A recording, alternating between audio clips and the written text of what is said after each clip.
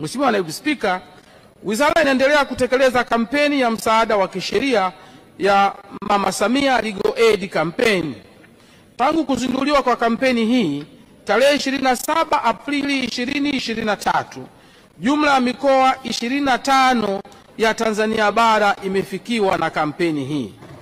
Mikoa hiyo, Mheshimiwa Naibu Spika, ni kama ifuatayo: Dodoma, Manyara, Shinyanga, Ruvuma, Simiyu, Singida, Iringa, Mara, Songwe, Morogoro, Njombe, Katavi, Tabora, Geita, Kigoma, Mtwara, Mwanza, Kilimanjaro, Mbeya, Lindi, Rukwa, Pwani, Arusha, Tanga na Kagera.